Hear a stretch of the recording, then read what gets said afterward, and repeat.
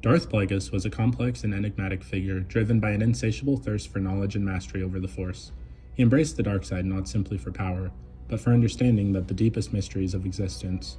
Despite being labeled a mystic, Plageuis was a rationalist at heart, seeking to unravel the secrets of life and death through scientific and metaphysical study. He dismissed the existence of Force ghosts and regarded prophecies with skepticism, even after encountering the supposed specter of the ancient Sith Lord Marka Ragnos.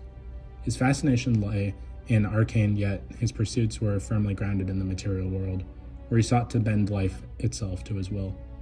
Above all, Plageuis was obsessed with the prospect of eternal life. His relentless pursuit of immortality led him to study the spontaneous generation of life and manipulate midichlorians, the microscopic entities that connected living beings to the Force. He believed the power to control life and death should remain the privilege of the strong, not the common masses, whom he regarded as expendable. To him, life was both priceless and functionally worthless, valuable only insofar as it could be used to further his ambitions. This philosophy guided his belief that only those whose work complemented his own were worthy of preservation, while billions of others perished without consequence. In his relationships, Plageuis adhered to the Sith Code, rejecting conventional morality and emotional attachments as weakness. However, he shared a unique bond with his apprentice, Darth Sidious, driven by a desire to break the cycle of death that had defined Sith succession since the era of Darth Bane. Instead of being slain by his apprentice, Plageuis envisioned a new path where master and apprentice would achieve immortality together, making the need for succession obsolete. Yet this trust proved to be his downfall, as Sidious ultimately betrayed and murdered him. Plagueis' intellect was formidable, characterized by a sharp, logical mind and a methodical approach to power.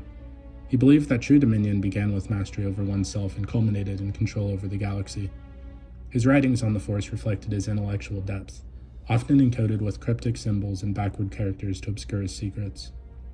As his mastery grew, so did his fear. He feared only the loss of his power, a terror that shaped his every action. Despite his unprecedented achievements, Plagueis' arrogance and inability to foresee treachery led to his demise. His overconfidence, compounded by a rare maxichlorian infection that hindered his precognitive abilities, blinded him to Sidious's manipulation. Ironically, the Sith Lord who sought to overcome death fell victim to the very cycle of betrayal he had tried to escape. In his final reflections, Plageuis held that the knowledge of immortality was too dangerous for the unworthy, fearing that widespread access would destabilize civilization. He viewed life as a resource to be exploited. A common element like Tibanna gas or a nova crystal is valuable only when harnessed by those who had the will to wield it. For Plageuis, existence itself was a tool, and the true measure of power lay in its mastery.